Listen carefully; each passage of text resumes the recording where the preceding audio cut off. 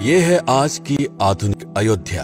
तो चलिए इसे गहराई से जानने की शुरुआत करते हैं। बस अड्डा। राम मंदिर से 7 किलोमीटर की दूरी पर 14 बीघा जमीन पर 219 करोड़ की लागत से लखनऊ हाईवे पर नया बस अड्डा बनकर तैयार है। Railway station. मंदिर से 1 किलोमीटर की दूरी पर 240 करोड़ रुपए में नया रेलवे स्टेशन डिजाइन किया गया है। भविष्य में अयोध्या से दिल्ली, मुंबई, चेन्नई, बेंगलोर, पुणे, कोलकाता, नागपुर, लखनऊ और जम्मू जैसे शहरों के लिए विशेष रेलगाड़ियां चलाई जाएंगी। हवाई अड्डा। 1450 करोड़ रुपए में लगभग 1300 बीघे में फैला हुआ प्रयागराज हाईवे पर नाके के पास बनाया गया है नया एयरपोर्ट। यहाँ से राम मंदिर की दूरी सिर्फ 12 किलोमीटर है। भविष्य में कई बड़े महानगरों के लिए सीधे उड़ानें उपलब्ध होंगी। घाघरा जलमार्ग। अगर आपके पास अपनी खुद की मोटर बोट है तो छपरा से घाघरा यानी सरयू नदी की सैर करते हुए लगभग 300 किलोमीटर नदी में चलकर भी अयोध्या पहुंच सकते हैं। भविष्य में इस रूट के लिए भी मोटर बोट चलाए जाने का प्रस्ताव है। राम मंदिर। अयोध्या के राम मंदिर की कुल कीमत है 1800 करोड़। पूरी तरह बन जाने के बाद अयोध्या का मुख्य आकर्षण होगा। राजस्थान के मशहूर मकराना के पत्थरों से आकार लेते इस मंदिर की अनुमानित उम्र होगी लगभग 1000 साल। 22 जनवरी को पहली मंजिल का उद्घाटन होगा, जिसमें राम की बाल्यावस्था की मूर्ति रखी जाएगी। बाकी की 2 मंजिलों का कार्य चलता रहेगा। खजुराहो के मंदिरों की नागर शैली के आधार पर इसे तराशा जा रहा है। मंदिर का कुल क्षेत्रफल 156 एकड़ या 251 बीघा है।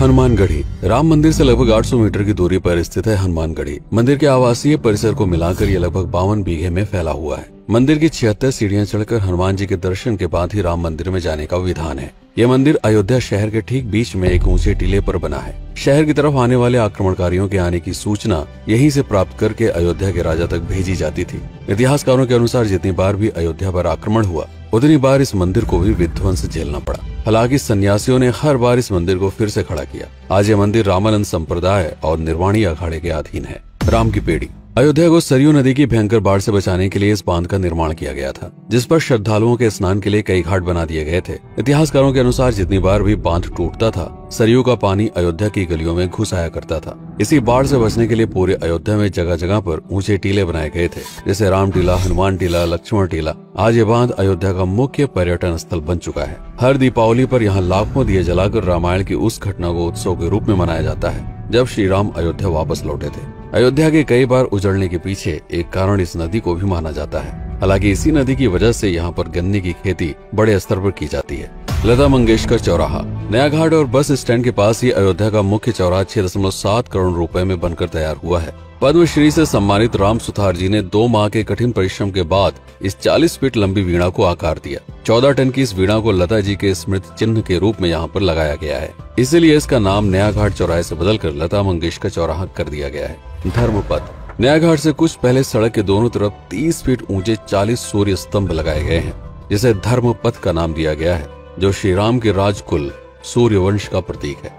दशरथ समाधि स्थल। नए बस अड्डे के बगल से एक पतली रोड कछार से आगे बढ़ते हुए लगभग 12 किलोमीटर दूर ले आती है दशरथ समाधि स्थल, जो बिलहर घाट पर मौजूद है, जिसके बारे में मान्यता है कि यहाँ पर राजा दशरथ का दाह संस्कार हुआ था। राम मंदिर के साथ ही इस जगह को भी पर्यटन स्थल के रूप में विकसित किए जाने की योजना पर कार्य चल रहा है। भरत कुंड। अयोध्या से 15 किलोमीटर दूर है नंदीग्राम। यहाँ मौजूद तालाब को भरत कुंड कहते हैं। मान्यता है कि इसी जगह से भरत ने पूरे अयोध्या का राज कार्य संचालित किया था। पर्यटकों के लिए इस स्थान को भी विकसित किया जाएगा। गुप्तार घाट। राम की बेड़ी से सरयू नदी के किनारे चलते हुए 10 किलोमीटर दूर स्थित है गुप्तार घाट। ये कैंट एरिया में पड़ता है। इस जगह को श्री राम के जल समाधि के रूप में महत्व दिया जाता है। इसके अलावा अयोध्या नगर में हर गली में कई विशेष मंदिर हैं, जिनकी अपनी मान्यताएं हैं, कथाएं हैं, विशेषताएं हैं। पूरी तरह से विकसित हो जाने के बाद नई अयोध्या को पूरी तरह से जानने के लिए, इसका आनंद लेने के लिए कम से कम 3 दिनों तक यहाँ रुकने की आवश्यकता है। देश विदेश से ज्यादातर पर्यटक भारत आते हैं उत्तर प्रदेश में आगरे का ताजमहल देखने और प्राचीन नगर काशी और सारनाथ घूमने। प्रश्न ये है कि अयोध्या घूमने और श्री राम का मंदिर देखने के लिए भला विदेशी क्यों आएंगे?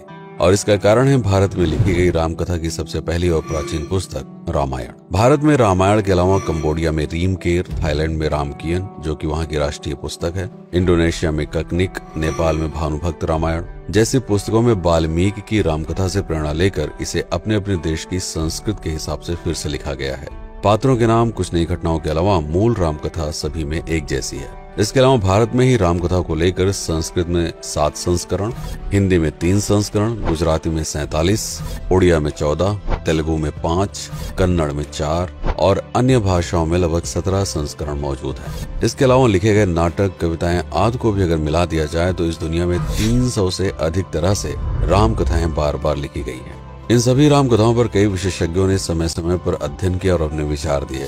Father Kamil Bulcke, Hermann Jacobi, Wendy Doniger, Edward अल खरर, Alf Hiltebeitel, Paula Richman, Aubrey Menon, Ramesh Menon, Radha Vishwanath, Shantanu Gupta, Meenakshi Jain, Lala Sitaram, Swami Gyanananda Saraswati जैसे कई लोगों ने समय समय पर राम कथा को लेकर गहन शोध किया और इसमें छिपे हुए मूल कथा के साथ ही इसके इतिहास को समझने का प्रयास भी किया। राम कथा थी कौशल प्रदेश के द्वारा किष्किंधा और लंका पर विजय प्राप्त करने की पहली बार एक अखंड भारत के निर्माण की। रामायण महत्वपूर्ण इसलिए हो जाता है क्योंकि ये अखंड भारत युद्ध से अधिक व्यक्ति के आदर्शों, सूझबूझ, मित्रता जैसे गुणों से स्थापित हुआ। रामायण एक ऐसा डॉक्यूमेंट है जो ये समझाता है कि भारत पहली बार एक कैसे हुआ। इसलिए ये गाथा न तो कभी भुलाई जा सकती है और न ही कभी मिटाई जा सकती है। और आज की अयोध्या उसे अखंड भारत का एक प्रतीक है, अपनी संपन्नता के कारण जिसने समय समय पर बाहरी आक्रमणकारियों का भी सामना किया। अयोध्या की इसी संपन्नता ने यहाँ पर मुगलों को भी आकर्षित किया। महात्मा बुद्ध भी यहाँ पर रुके, सिखों के गुरु साहब भी आए और जैन धर्म के तीर्थंकर भी। सिर्फ आए ही नहीं बल्कि उनके अनुयायी यहीं पर बसते चले गए। अयोध्या कितनी बार बसी, कितनी बार उजड़ी, इसके बारे में बहुत अधिक प्रमाण उपलब्ध नहीं है। सूर्यवंश के पतन के साथ ही अयोध्या का भी पतन होता रहा। बीच में कई सौ सालों तक अयोध्या मानो विलुप्त सी हो गई। इसका कारण क्या था, इसका कोई प्रमाण नहीं है। अयोध्या को फिर से खोजकर उसे स्थापित करने में बार बार राजा विक्रमादित्य का नाम आता है, लेकिन विक्रमादित्य एक उपाधि है जिसे कई राजाओं को दिया गया था। तो ये कहना मुश्किल है कि किस कालखंड के कौन से राजा ने यह कार्य किया। कुछ विशेषज्ञों का मत है कि यह काम उज्जैन के राजा विक्रमादित्य ने किया होगा। नंदवंश, मौर्य वंश, शुंग वंश, गुप्त वंश आदि के साम्राज्य में भी अयोध्या का वर्णन प्राप्त होता है। सबसे बड़ा विध्वंस हुआ 1527 के आसपास बाबर के कार्यकाल में, जब राम मंदिर को ध्वस्त कर बाबरी मस्जिद स्थापित की गई। सन 1722 में बंगाल के नवाब अली वर्दी खान ने व्यापार के नजरिए से राम मंदिर से कुछ किलोमीटर की दूरी पर एक नया शहर बसाने की शुरुआत की। 1730 में अवध के पहले नवाब सादत अली खान ने इसका नामकरण किया फैजाबाद। इन्हीं के उत्तराधिकारी सुजाउद्दौला ने इसे अवध की राजधानी बनाई। 1775 में अवध के चौथे नवाब असफुद्दौला ने फैजाबाद की जगह लखनऊ को अवध की राजधानी घोषित की। रावण अहंकार का प्रतीक और श्री राम विनम्रता के सूचक। सत्ता में आने के बाद हर व्यक्ति को यह बात हमेशा ध्यान में रखनी चाहिए, सिर्फ रंग रोगन और पत्थर लगवाने से राम राज्य नहीं आएगा, बल्कि जिस दिन स्कूल, अस्पताल और सरकारी संस्थानों से भ्रष्टाचार खत्म होगा, लोगों का मुफ्त इलाज और अपनी भाषा में उच्च शिक्षा उपलब्ध होगी, उस दिन भारत उस पायदान पर खड़ा होगा जहां कभी हम हुआ करते थे। रामायण अहंकार पर विनम्रता की विजय है। अयोध्या को अगर पर्यटन स्थल का केंद्र बनाना है तो इस आधार पर बसाना होगा, राम राज चलाना होगा, राजनीति नहीं। यदि इस वीडियो में कोई त्रुटि हुई हो तो उसके लिए क्षमा करें। वीडियो पर समय बिताने के लिए आपका बहुत बहुत धन्यवाद। मैं हूं पीके सिंह और आप देख रहे हैं प्रतापगढ़ हब। जय श्री राम, जय अवध, जय भारत।